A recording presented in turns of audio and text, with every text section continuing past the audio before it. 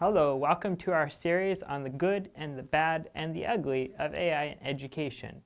I'm your teacher, Mr. Samuel Rickert, here at the Scholar Dog Studio, and we're here to talk about AI in education and how we can use AI for good. Okay, so today's topic is AI and cheating. This has become ubiquitous everywhere. Everyone knows that students are using AI to write their essays and to cheat.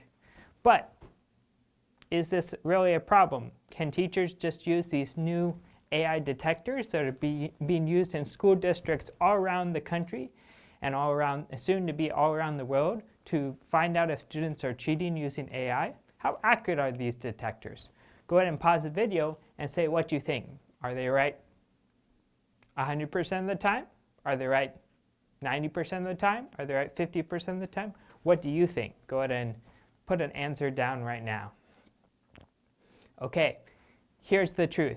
No AI detector is right 100% of the time. That, hopefully, all of you knew. But here's the catch.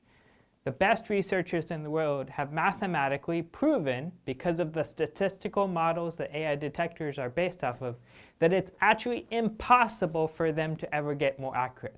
Here's why.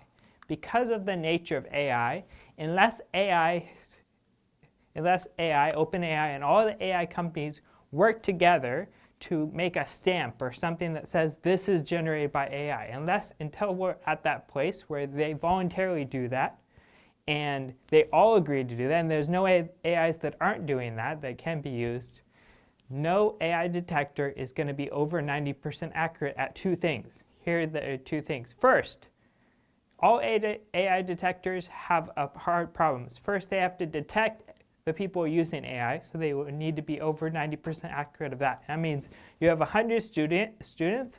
Of the 100 students, it correctly identifies these 4 students used AI. It has to be 90% accurate of that. Also, it would need to say, of those 4 students, all of them would have to be using AI. Here's the problem. It's statistically impossible for it to do both of these things well. Either it's going to falsely accuse students who are writing short, clear sentences, kind of like AI does, because of the way that they write, because of maybe they're English language learners, or for whatever reason, they're the type of students that's more likely to get flagged for AI. So it needs to correctly identify those students, and it needs to find the students that just write the entire essay using ChatGPT and then throw in some error mistakes, throw in some random stuff for 5 minutes, and then turn in the test. This turns out to be an impossible task.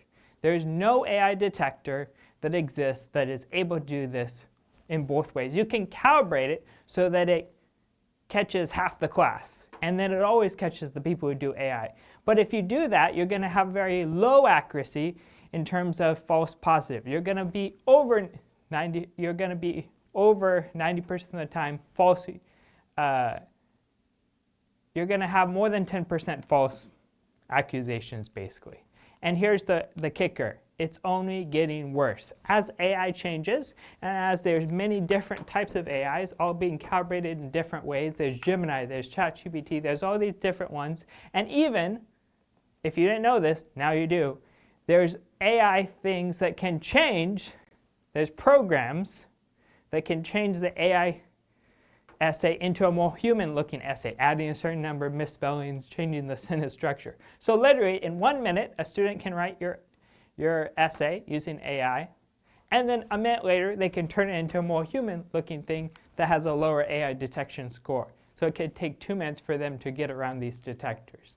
So that's the ugly. AI is being used for cheating, and AI is not truly detectable.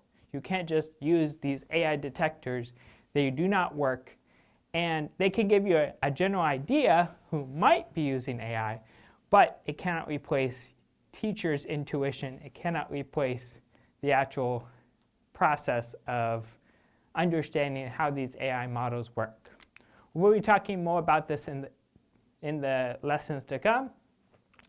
The big question we're asking is, how can we use AI for good? This is why it matters. Yes, AI can be used for cheating, but we're going to be answering the question in the coming lessons how AI can be used for good.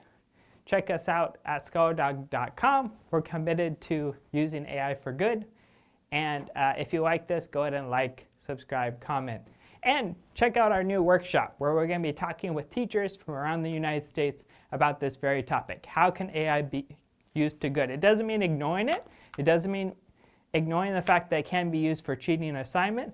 But it does mean talking about the proper uses and working with students, showing them how AI can be used to help their learning, not to hinder it. If you're interested in that, check us out. If you're a parent or a teacher, make a free account at scholardog.com, and you can give free AI tutoring for your students.